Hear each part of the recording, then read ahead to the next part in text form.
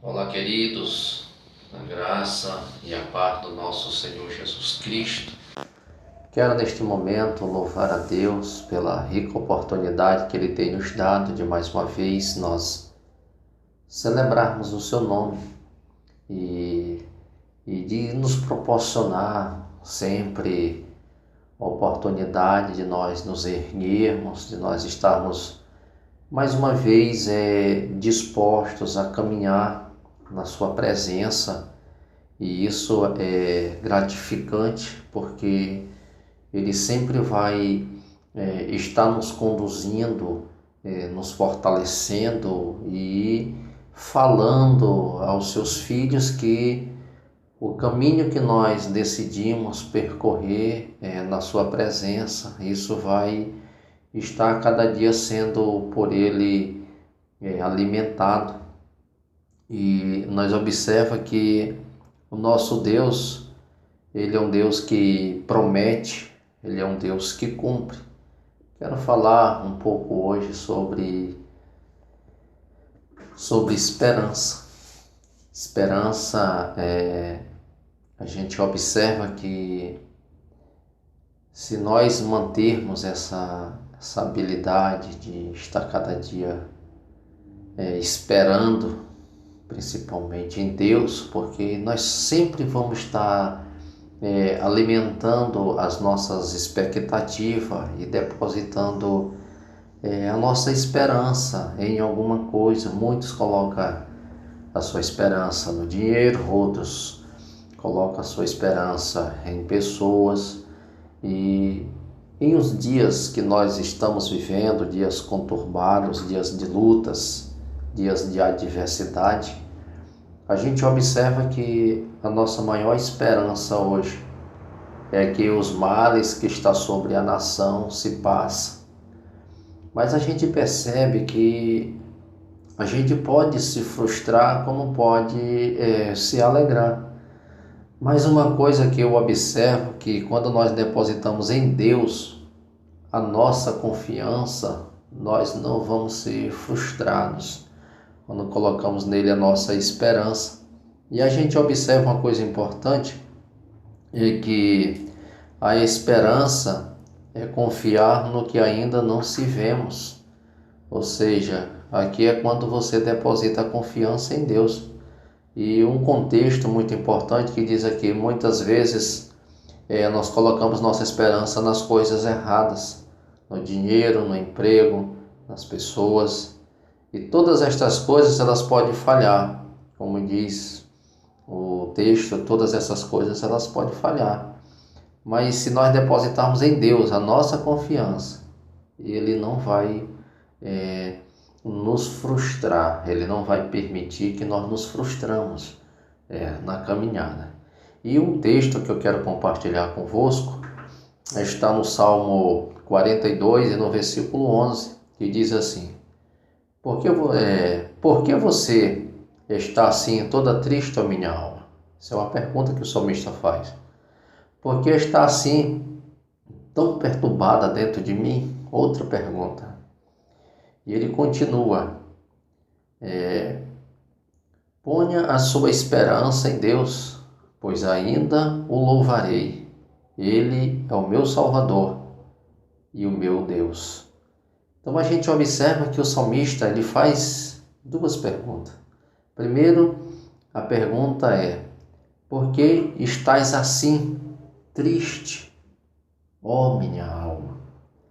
A gente observa que o salmista ele estava passando por um momento difícil, triste, caótico. Alguns historiadores dizem que ele passava até pelo processo de uma depressão. Mas a gente observa que o salmista diz: por que te abate? Por que está triste, ó minha alma? A gente percebe que a alma do ser humano é o centro das emoções, aonde está todo o emocional da pessoa, onde nós nos alegramos, nós transmitimos essa alegria essas emoções. E a gente percebe que quando a alma, ela está triste, a nossa alma, ela está abatida, logo nós vemos que a nossa afeição, ela muda. A nossa afeição, ela já não é mais a mesma. E a gente anda angustiado, triste, sem nenhuma motivação para expressar aquela alegria, para externar essa alegria prazerosa de brincar, de viver. A gente percebe que quando a alma está doente, a gente não tem mais ânimo para viver. E o salmista diz: por que, ó minha alma, que tu estás triste? E a outra pergunta que o salmista faz: por que está assim, tão perturbada dentro de mim? Porque a alma do salmista estava tão perturbada, ela estava tão desorientada, ele estava tão angustiado, ele estava tão sem noção, sem rumo, sem direção, sem diretriz, e aquilo traz para a pessoa uma angústia, traz uma tristeza profunda, e muitas pessoas que entram por este caminho de solidão, de tristezas profundas, a gente percebe que precisa de uma ajuda, precisa de um auxílio, ela precisa de alguém, de um suporte, Hoje nós temos os psicólogos, precisa ser acompanhado por um profissional, por alguém que esteja em condições de trazer uma orientação. E o salmista aqui, ele busca em Deus um consolo. Ele diz: põe a sua esperança em Deus, pois ainda o louvarei. É como se o salmista estivesse olhando para si mesmo e diz: olha, a minha confiança e a minha esperança, ela precisa estar em Deus. Porque se eu depositar em Deus, é como se fosse uma terapia. O exercício dessa busca, o exercício desse depósito, dessa confiança que eu estabelecer em Deus, vai ser como uma terapia, uma experiência, um novo caminhar, uma nova ação, novas atitudes. É um buscar, vai ser um processo de um regresso, mas eu faço isso com esperança. Faço isso com esperança que um dia eu louvarei o Senhor. E ele mostra que um dia eu louvarei. Fala assim: Ele é o meu Salvador. Ele é o meu Deus. Essa esperança é porque o Senhor o salvaria. Ele é o meu Salvador. Ele é o meu Deus. E aí a gente observa no Salmo 146, o verso 5, diz assim: como é feliz aquele cujo auxílio é Deus de Jacó, cuja esperança está no Senhor, no seu Deus. A gente observa exatamente, ele diz: como é feliz aquele que tem o Deus de Jacó como seu auxílio. Porque quem vai nos auxiliar nessa jornada, nessa caminhada, quem vai nos auxiliar é Deus. É Ele que vai nos fortalecer nessa caminhada. É o nosso Deus que é a nossa maior esperança. Ele é a terapia, o melhor terapeuta. É Ele que vai me consolar. É Ele que vai me auxiliar. É Ele que é a esperança de um dia eu louvá-lo. Eu vou louvar o Senhor. Eu vou louvar Ele porque Ele é o meu Deus. Ele é o meu Senhor. Tem algumas versões: Ele é o meu escudo. O Senhor é meu protetor.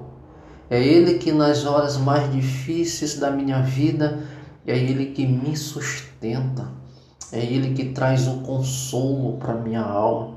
É por isso que o salmista diz: como é feliz aquele cujo auxílio é Deus, o Deus de Jacó. cuja esperança está no Senhor, né? No seu Deus.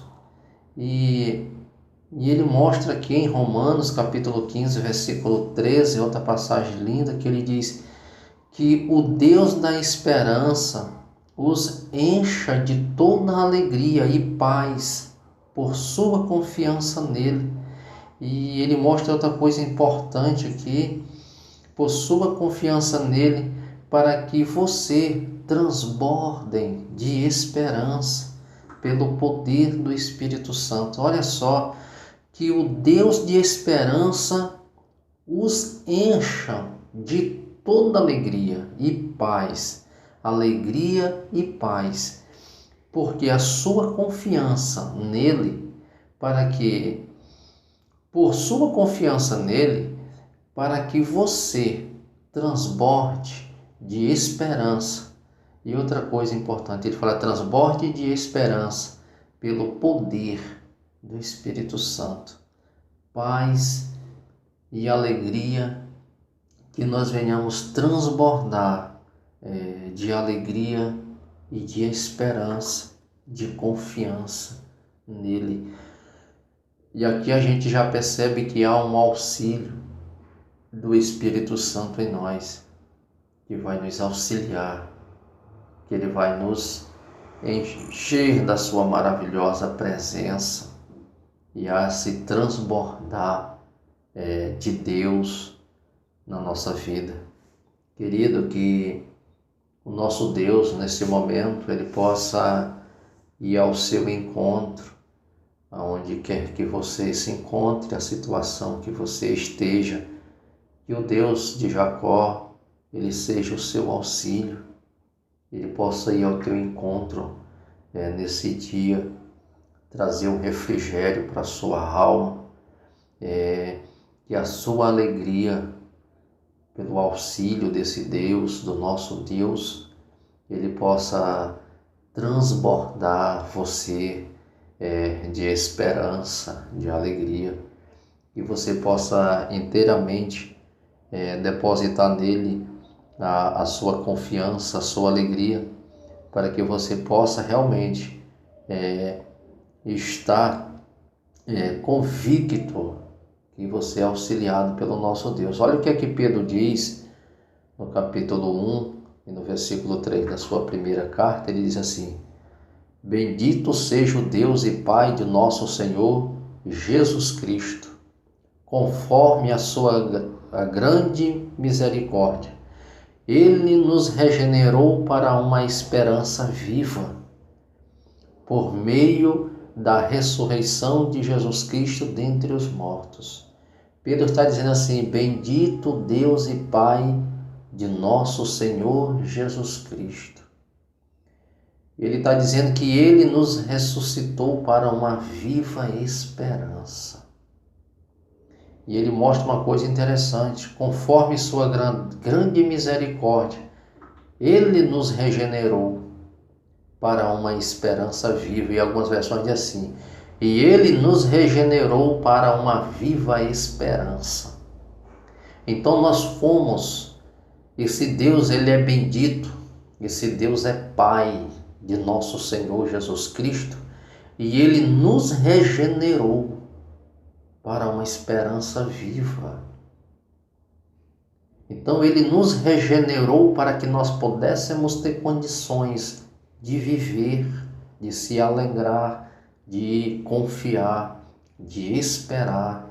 Ah, mas eu estou passando por uma situação tão difícil. Então ele te regenerou nesta viva esperança, que você se ergue porque você confia nele, você acredita nele. Ele te regenerou para uma esperança viva, por meio da ressurreição de Jesus Cristo dentre os mortos. A ressurreição de Jesus Cristo nos deu uma esperança de sermos aqui salvos, regenerados, de herdar o céu por herança, porque Paulo diz assim: se nós esperarmos Cristo apenas nesta vida, nós seremos os mais miseráveis dos homens. A ressurreição de Jesus Cristo, ela nos traz a esperança de que com Deus nós podemos ter comunhão.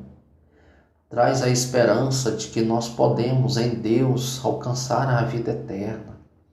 Que em Deus nós podemos buscar e termos a condição de nos santificarmos, de ser libertos do pecado, da ira, da condenação e do juízo. A ressurreição de Jesus Cristo trouxe para nós essa viva esperança e por causa da ressurreição de Cristo, nós somos regenerados. Nós somos regenerados. Ele o fez a fim de que, justificados por causa da graça, nos tornemos seus herdeiros, tendo a esperança da vida eterna. Tito, capítulo 3, versículo 7.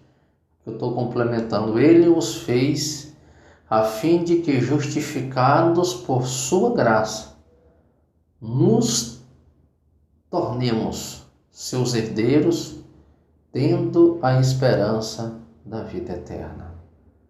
Linda essa palavra.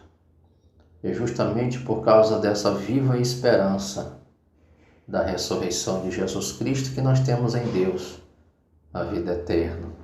Que Deus possa te abençoar rica e poderosamente a tua vida e te encher de graça nesse dia especial, e você possa receber de Deus a porção da sua palavra e se levantar da onde está nesta viva esperança, porque Cristo ressuscitou e Ele está vivo e Ele vai te dar todas as condições necessárias para que você possa se alegrar e louvar o nome do Senhor. Que Deus te abençoe, em nome de Jesus.